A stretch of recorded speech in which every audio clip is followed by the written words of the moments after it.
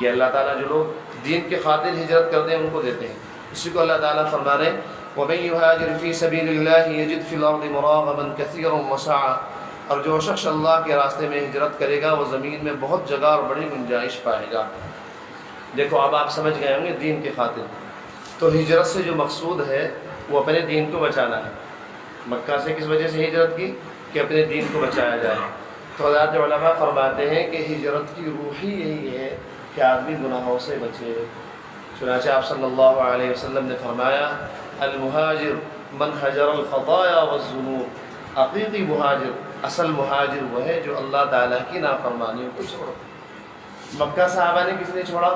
وہاں نماز نہیں پڑھ سکتے تھے، اذان نہیں دے سکتے تھے، اللہ کے احکام پر عمل نہیں کر سکتے تھے. تو مقصد یہی، نتیجہ یہ نکلا کہ دین کی خاطر.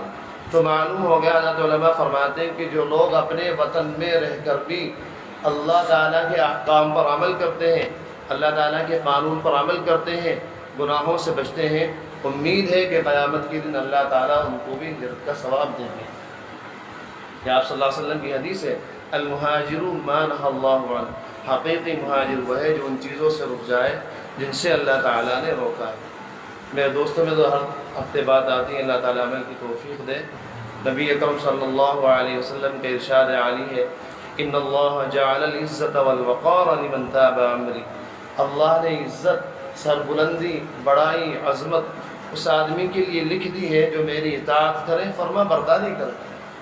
وجعل الذلۃ والصغار لمن خالف امری، اور اللہ نے ذلت اور رسوائی اور بے مرادی، نامرادی اس کے لیے لکھ دی ہے جو میری نافرمانی کرے. یہ ہمارے پاس ایک اصول آ گیا، جس شعبے میں ہم اللہ کے نبی کی اطاعت کرتے جائیں گے سمجھیے اس شعبے میں ہم کامیاب ہوتے جائیں گے. گناہ ہمیں راس نہیں آ سکتے.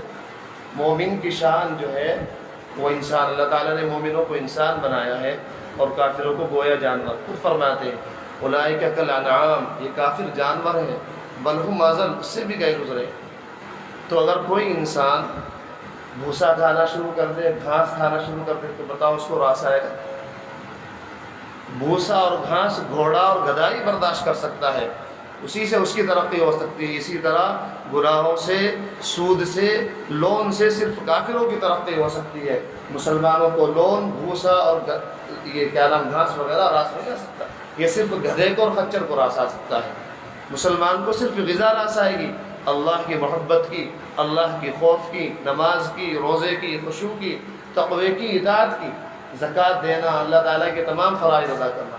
اب ایک آدمی نے دیکھا کہ بھائی فلاں غیر مسلم نے لون لیا تھا، سود لیا تھا، تو بہت کامیاب ہو گیا. ارے بھائی وہ خچر گدھے، ان کو گھاس ہی راس آئے گا، ان کو بھوسا ہی راس آئے گا. اب تم ان کی ہی رس میں گھاس کھانا نہ شروع کر دینا. اللہ تعالیٰ نے ہمیں انسان بنایا ہے، انسان کامل، تو ہمیں تو غذا چاہیے مکمل. تو یہ جب تک ہم اللہ تعالیٰ کے احکام اور نبی اکرم صلی اللہ علیہ وسلم کی سنتوں پر عمل کرتے رہیں گے تو انشاءاللہ ہم دنیا میں بھی کامیاب رہیں گے. اور کہاں تک بتائیں، ابھی ایک صاحب ایک بڑے عالم کا بیان سنا، بہت بڑے عالم، اللہ والے فرما رہے تھے بنگلہ دیش کے ایک بہت بڑے عالم کو خواب آیا کہ آپ صلی اللہ علیہ وسلم خواب میں آئے اور کہنے لگے بھائی ادھر روکو، یہ جو لوگ تصویریں کھینچتے ہیں، خاص طور پہ میرے روزے پر مجھے بہت تکلیف ہو رہی. بنگلہ دیش کے بہت بڑے عالم خواب میں آئے کہ یہ لوگ ویڈیو بنا رہے ہیں، حرم میں آ کے میرے روزے کی تصویریں لے رہے ہیں، ان کو روکو، میں ان کی وجہ سے بہت بے چین ہوں، بہت پریشان ہوں. تو یہ کیا حال ہے؟ ہم لوگ تصویر کو کوئی گناہ نہیں سمجھتے، وہاں جا کر بھی باقاعدہ تصویریں لی جا رہی ہیں. بہت بڑے عالم. اور ایک صاحب نے دیکھا نبی اکرم صلی اللہ علیہ وسلم کو خواب میں کہ اضطراب میں، بے چینی میں، پریشانی میں سینہ مبارک کھلا ہوا ہے اور اس پر داغ کے نشان ہیں، جیسے زخم کے نشان ہوتے ہیں، داغ کے نشان. اب وہ بزرگ کہنے لگے، اپنے طور پہ کہنے لگے کہ ہاں یا رسول اللہ. پہلے تو پوچھا یا رسول اللہ یہ کیا بات ہے، آپ کی سینہ مبارک پر زخم کے نشان کیسے ہیں؟ تو خیر انہوں نے خود ہی بزرگ نے کہا کہ ہاں شاید اس وجہ سے کہ آپ کو کفار نے بہت تکلیفیں دی ہیں، کافروں نے آپ کو، حتیٰ کہ آپ کے سر مبارک کو وہ جو دنیا بھر کی تکلیفیں. تو بزرگ فرماتے ہیں آپ صلی اللہ علیہ وسلم نے مجھ سے فرمایا کہ مجھے غیروں کی کوئی پرواہ نہیں. غیروں سے کیا تکلیف؟ بھائی غیروں سے تکلیف ملتی ہے، غیر تو ہے ہی اس لیے کہ وہ ہمیں تکلیف پہنچائے.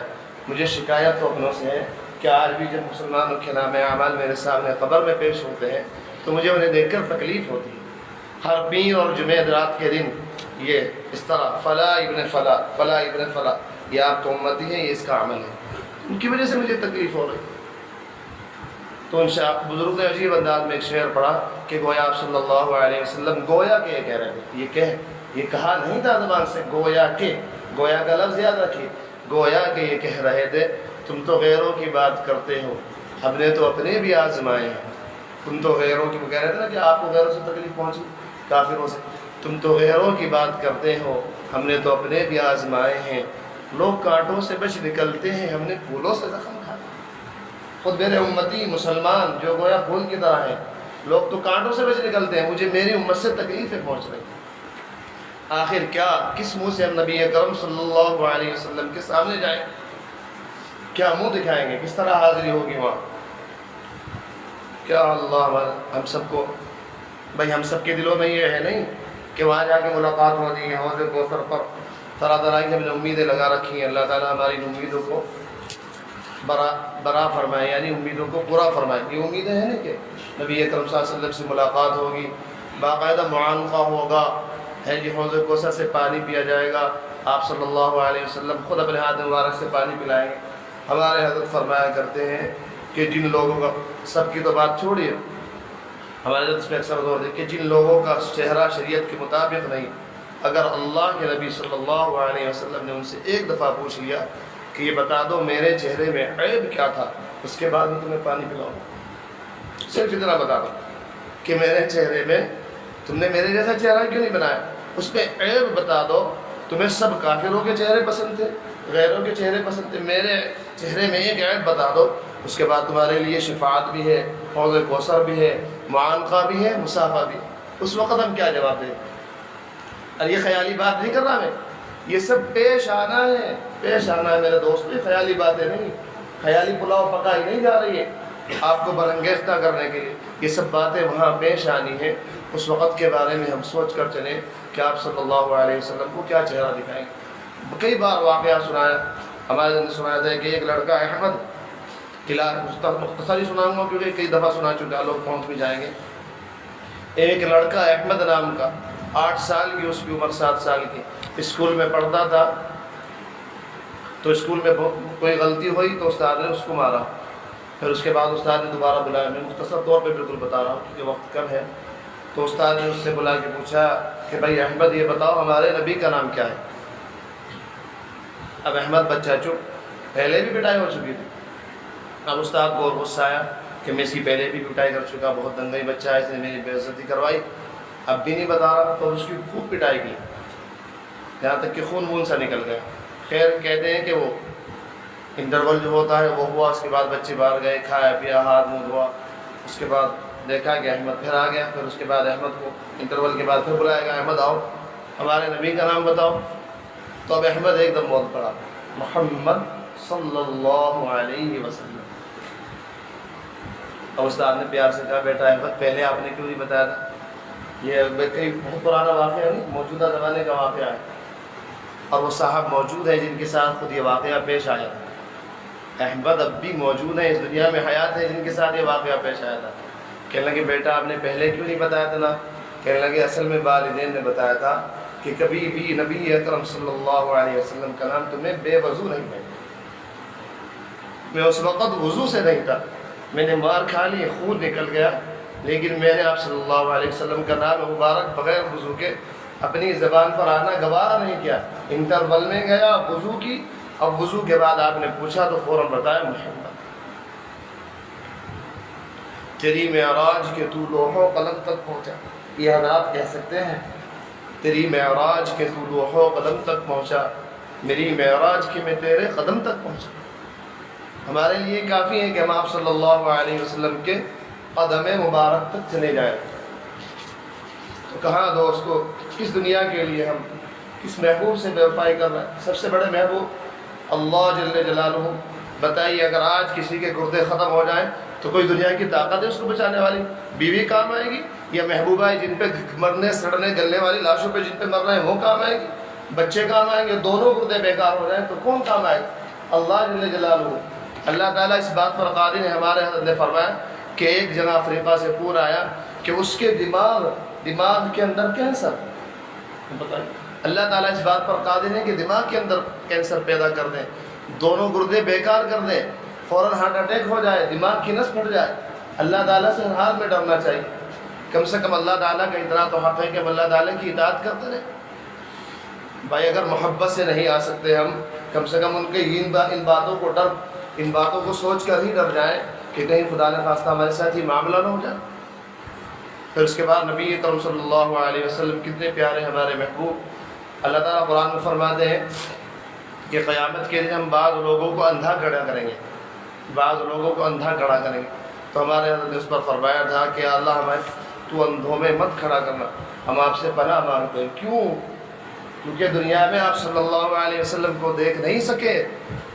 اب دعا یہ ہے، امید یہ ہے کہ قیامت کے دن اس چہرے کو دیکھیں گے جس کو اللہ نے والضحیٰ کہا، اور ان زلفوں کو دیکھیں گے جنہیں واللیل کہا۔ اگر آپ نے ہماری نافرمانیوں کی وجہ سے، ہمارے گناہوں کی وجہ سے، ہماری بدعمالیوں کی وجہ سے اندھا کھڑا کر دیا تو وہاں بھی دیدار سے محروم ہو جائیں گے۔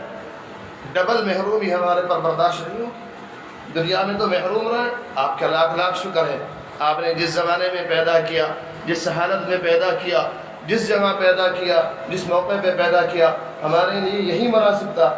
ہم یہ تمنا نہ کریں کہ ہم صحابہ کے زمانے میں پیدا ہوتے، کیا پتہ اس وقت علیہ باللہ منافق ہوتے۔ تو اس کی کوشش کریں گناہوں سے بچ کر اللہ کو راضی کر کے دوہری محرومی ہمارے حصے میں نہ آئے۔ کم سے کم وہاں دیکھ لیں، وہاں ہم سب کو زیارت ہو جائے۔ تو بتائیے جگہ جگہ ہمارے فرمایا کرتے ہیں، جگہ جگہ نبی اکرم صلی اللہ علیہ وسلم کے احکام کو توڑا جا رہا ہے، جگہ جگہ آپ کے سنتوں کو بالکل باقاعدہ ختم کیا جا رہا ہے۔ بعض دفعہ میں نے کئی دفعہ ایک حدیث سنائی، ملا علی قاری نے نقل کی، اسی لیے میری ہمت ہوئی اس حدیث کو نقل کرنے کی، بہت بڑے عالم سے سنی، ورنہ ذرا حدیث عجیب سی ہے، ڈر بھی لگتا ہے وہ بہو یہ الفاظ کہتے ہوئے، لیکن بڑے عالم نے، بہت بڑے عالم نے نقل کی، اور ملا علی قاری بہت بڑے عالم ان سے نقل کی۔ مرقات میں لکھتے ہیں، فرماتے ہیں کہ جس آدمی نے میری سنت کو، آپ صلی اللہ علیہ وسلم فرما رہے ہیں، جس آدمی نے میری سنت کو جان بوجھ کر چھوڑ دیا، کأنہ قتلنی، اس نے تو مجھ کو قتل ہی کر۔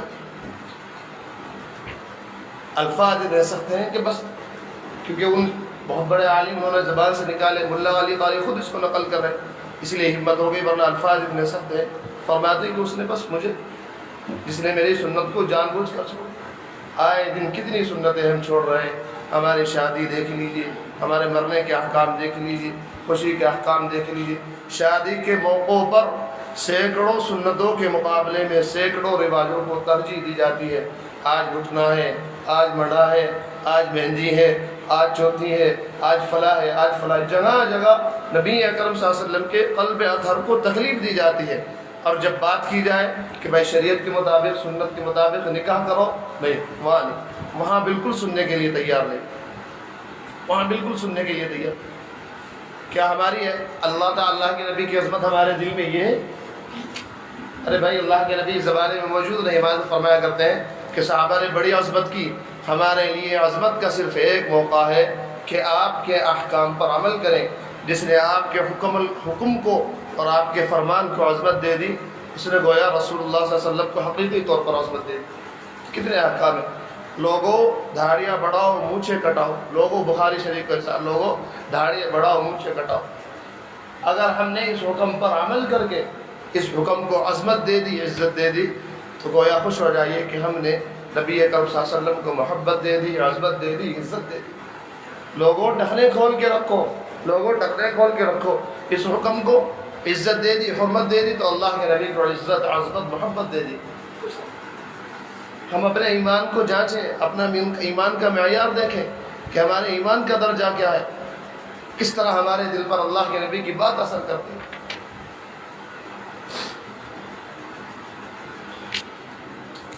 ایک شاعر کہتے ہیں فارسی کے کہ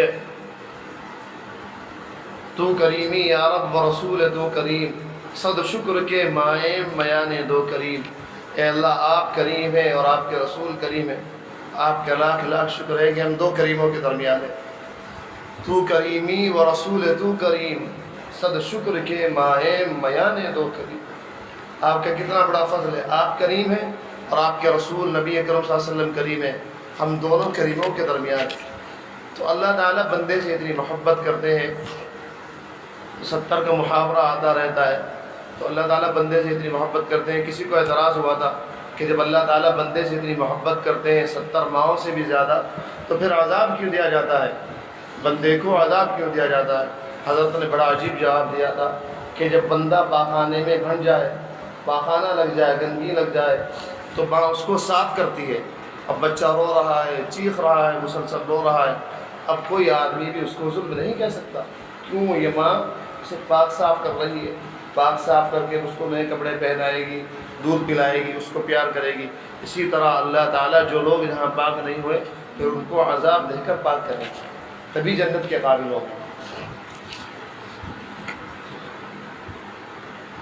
ہمارے حضرت کا شعر ہے، جو دم بھر کو بھی غفلت ہو تو سمجھو دم نکل جائے. ہم ان کی یاد کو اے دوستو اپنے لیے جانے جا سمجھتے ہیں. پھر آگے فرمایا کہ یا اللہ ہم آپ کے لیے اپنی جان کو کب جان سمجھتے ہیں؟ ہم تو جان دینے کے لیے قربان ہیں. ذرا جلال الدین رومی رحمۃ اللہ علیہ سے جان کا مزہ پوچھو. فرماتے ہیں کہ مجھے ان آنسوؤں سے تسلی نہیں ہوتی. جلال الدین رومی رحمۃ اللہ علیہ اب سے 7 سال پہلے فرما رہے ہیں، ہر کجا بینی دکھوں برخاک ہا پس یقینی دا کہ آ چشم ماں. لوگوں تم جہاں کہیں بھی زمین پر خون گرا ہوا دیکھو تو سمجھ لینا جلال الدین رومی ہی اللہ کی محبت میں خون کے آنسو رویا ہوگا. مجھے ان پانی کے آنسو سے تسلی نہیں ہوتی. میں اب خون برسانا چاہتا ہوں اللہ کی محبت میں. ایک جگہ کہتے ہیں سینہ خواہم شرح شرح از فراق. اللہ میرے سینے کو اپنی محبت سے ٹکڑے ٹکڑے کر دی. ہمارے دلوں کا کیا حال ہے؟ غیروں کی محبت سے ٹکڑے ٹکڑے. جلال الدین رومی فرماتے ہیں سینہ خواہم شرح شرح از فراق تا بگویم شرح از درد اشتیاق. اللہ میرے سینے کو اپنی محبت سے ٹکڑے ٹکڑے کر دیجئے تاکہ جب میں آپ کی محبت بیان کروں تو ٹوٹے ہوئے دل کے ساتھ کروں. تو بھائی یہ کچھ دن کے لیے ہماری جان اللہ کی دی ہوئی ہے. بڑا ہمارے فرمایا کرتے ہیں وہ منحوس جان اس قابل ہے کہ اس کو زمین سے مٹا دیا جائے جو اللہ کی نافرمانی کرے. جلال الدین رومی رحمۃ اللہ علیہ فرماتے ہیں جو آنکھ غیر محرم کو دیکھے، ہر وقت عورتیں دیکھتی رہے، ہر وقت فلمیں دیکھتی رہے، وہ آنکھ اس قابل ہے کہ اس کو نکال کر پھینک دیا جائے. اور جو ہاتھ اللہ تعالیٰ کے خلاف اٹھیں، غیروں سے مصافحہ کریں، غیروں کی طرف چلے، وہ ہاتھ اس قابل ہے کہ ان کو کاٹ کر پھینک دیا جائے. جب ایسی محبت ہمارے دل میں، میں رحمان فرمایا کرتے ہیں اللہ تعالیٰ مجھے محبت دے. جب تک اتنی محبت اللہ کی نہیں ہوگی جیسے گرمی میں ٹھنڈے پانی کی محبت ہوتی ہے، اس سے زیادہ جب تک اللہ کی محبت دل میں پیدا نہیں ہوگی تو آدمی گناہوں سے نہیں بچ سکتا. یہ پکی بات ہے. نبی اکرم صلی اللہ علیہ وسلم کے ارشاد عالی ہے اللہم اجعل حبک احب الی من نفسی. اے اللہ مجھے اپنی اتنی محبت دے دے کہ اپنی جان سے زیادہ آپ سے محبت کروں، واہلی اپنے گھر والوں سے زیادہ آپ کی محبت کروں، ومن الباء البارد، اور گرمی کے موسم میں جتنی ٹھنڈی پانی کی چاہت ہوتی ہے اس سے زیادہ میں آپ کو محبت کروں. جب ہمیں اتنی محبت نصیب ہو جائے گی، بتائیے ذرا احساس تو کیجئے. آپ تصور کی دنیا میں 1 منٹ بس چند سیکنڈ کے لیے احساس کیجئے، شدید گرمی ہے، مئی کی گرمی ہے، اس وقت شدت کی پیاس ہے، صبح سے کچھ پیا نہیں، پانی نہیں ملا، دوپہر کا عین وقت ہے، اس وقت ٹھنڈے پانی کی کتنی پیاس ہوگی، ٹھنڈے پانی کو کتنا دل چاہے گا. فرما رہے ہیں نبی اکرم صلی اللہ علیہ وسلم اس سے زیادہ مجھے آپ کی پیاس ہوگی، اس سے زیادہ مجھے آپ کی طرف اتنا ٹھنڈے پانی کی طرف ہوتی. اور جس دن یہ تب انشاءاللہ ہمیں دولت مل گئی، پھر دیکھیے پھر کہیں گے میں دن رات جنت میں رہتا ہوں گویا میرے باغ دل میں وہ گلکاریاں ہیں. خواجہ صاحب عزیز الحسن مجذوب رحمۃ اللہ علیہ انگریزوں کے زمانے میں ڈپٹی کلیکٹر تھے، حضرت تھانوی کے بڑے خلیفہ، بہت اعلیٰ درجے کے، حضرت کے عاشق تھے. ایک دفعہ غصے میں حضرت نے باہر بھی نکال دیا تھا کہ باہر نکل جاؤ خانقاہ سے بستر بوریا لے کر. باہر سڑک پہ بیٹھ گئے سامنے جا کے. جب 1 دن گزر گیا، 2 دن گزر گئے، حضرت نے فرمایا بھائی نے خواجہ صاحب کو اٹھاؤ یہاں سے. لیکن عاشق تھے، کیونکہ کبھی کبھی شیخ امتحان بھی لیتا ہے. تو حضرت کے شاعر بہت بڑے تھے، تو حضرت کے پاس اشعار کہلوا دیے جن صاحب کو بھیجا تھا کہ خواجہ صاحب کو اٹھاؤ یہاں سے. کہنے لگے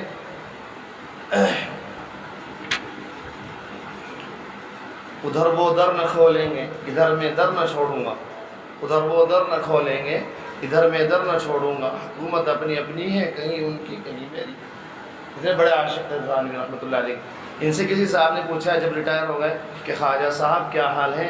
کہنے لگے کہ اب تو پینشن ہو گئی، ریٹائر ہو گیا، بس ہر وقت اللہ تعالیٰ کی ملاقات کا عالم رہتا، ہر وقت اللہ تعالیٰ کے احکام میں مستغرق رہتا ہوں۔ بہت بڑے عالم تھے، تھانوی کے بڑے خلفاء میں، اجل خلفاء میں تھے۔ تو یہ ضرورت ہے ہمیں، اللہ کرے یہ آواز میری رائے گاہ نہ جائے، میرے دل میں بھی اللہ تعالیٰ اتار دے، آپ حضرات کے دل میں ایک اللہ سے مانگیے، قصداً مانگیے اللہ تعالیٰ سے، انشاءاللہ جس دن مل جائے گی تو ہماری دنیا ہی جنت بن جائے گی۔ اللہ تعالیٰ ہم سب کو اپنی سچی محبت نصیب فرمائے، سچی محبت بالکل اعلیٰ درجے کی، کہ ہم جان دینا گوارا کر لیں، اللہ کو ناراض کرنا گوارا نہ کریں۔ بس اب فرمایا کرتے ہیں اب تو اعلان کر دو، کہاں تک ضبط بے تابی، کہاں تک باس بدنامی، کلیجہ تھام لو یارو، کہ اب ہم دھاڑی رکھتے ہیں۔ بس اب تو اللہ تعالیٰ کے احکام پر عمل کرنا، کہاں تک ضبط بے تابی، کہاں تک پاس بدنامی، کلیجہ تھام لو یارو، کہ اب ہم فریاد کرتے ہیں۔ اللہ تعالیٰ اللہ کے نبی کو خوش کرنے کے لیے کم سے کم اتنا کیجیے، اگر ہمت نہیں ہوتی اللہ کے نبی کو خوش کرنے کے لیے نبی اکرم صلی اللہ علیہ وسلم کا چہرہ بنا لیجیے، پھر انشاءاللہ دیکھیے اللہ کے نبی کتنے خوش ہوں گے۔ اور ہمارے درد فرمایا تھا کہ لوگوں میں تمہاری محبت میں، میرے تمہاری محبت میں ایک رنگ کا نام، حضرت نے رنگ کا نام لیا میرے ذہن میں کہ جن لوگوں کی داڑھی سفید ہو گئی ہے اور ان کی بیویاں جوان ہیں تو وہ اتنا کرے کہ فلاں فلاں رنگ ہے وہ لگا لیا کرے۔ ارے اختر کو رنگ سے کیا پڑی، تمہاری محبت میں تمہیں اللہ کے عذاب سے بچا لوں، تمہیں جنت میں داخل کرا لوں، خود چاہتا ہوں خود بھی جنت میں چل جاؤں۔ تمہاری محبت میں اللہ کی قسم میں نے یہ نام پوچھا ہے، بازار سے اپنے دوست سے پوچھوایا کہ فلاں فلاں رنگ اس کا یہ نام ہے، اس کو لگانا جائز ہے، لہٰذا وہ خطاب کر لو کم سے کم۔ لیکن بیوی بچوں کے لیے اللہ کو ناراض نہ کرو، دھاڑیاں کٹوا۔ اختر تمہاری محبت میں مرا جا رہا ہے، کم سے کم کچھ تو میری اس باتوں کی لاج رکھ لو۔ یہ دنیا کچھ ہمیں نہیں دے گی، انتقال ہو جائے گا اٹھا کر رکھ دیں گے بس ادھر۔ واللہ ہم نے ایسے لوگوں کو دیکھا ہے کہ کچھ دن کے بعد اولاد تک بھول جاتی ہے، کچھ پڑھ کے بخشتے رہی۔ کن کے لیے میرے دوستوں، کن کے لیے ہم ناجائز کمائیں، کن کے لیے نمازیں چھوڑیں، کن کے لیے اللہ کو ناراض کریں؟ اللہ تعالیٰ ہی صرف واحد ذات ہے، دنیا میں ہمارے ساتھ، قبر میں ہمارے ساتھ، حشر میں ہمارے ساتھ، آخرت میں ہمارے ساتھ، پل صراط پہ ہمارے ساتھ، میزان عدل پر ہمارے ساتھ۔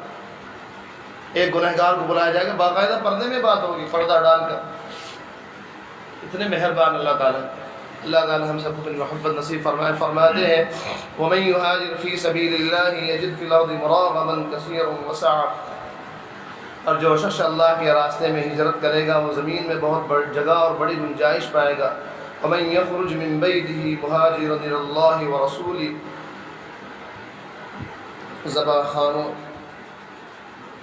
زباں خاموش ہے مگر آنکھوں سے ہے دریا رواں، اللہ اللہ عشق کی یہ بے زبانی دیکھیے۔ وَمَن يَخْرُجْ مِن بَيْتِهِ مُهَاجِرًا إِلَى اللَّهِ، اور جو شخص اپنے گھر سے اللہ اور اس کے رسول کی طرف ہجرت کرنے کے لیے نکلے، ثم يدركه الموت، پھر اسے موت آ پکڑے، فقد وقع اجره على اللہ، تب بھی اس کا ثواب اللہ کے پاس طے ہو چکا۔ کوئی آدمی ہجرت کے لیے جا رہا تھا، راستے میں انتقال ہو گیا، اللہ تعالیٰ فرماتے ہیں ہجرت کا ثواب دیں گے ہم، وَكَانَ اللَّهُ غَفُورًا رَحِيمًا۔ ارے لوگوں، اصل بات یہ ہے کہ اللہ تعالیٰ تو ہے ہی بڑے بخشنے والے اور بڑے مہربان۔ وآخر دعوانا الحمد للہ رب العالمین۔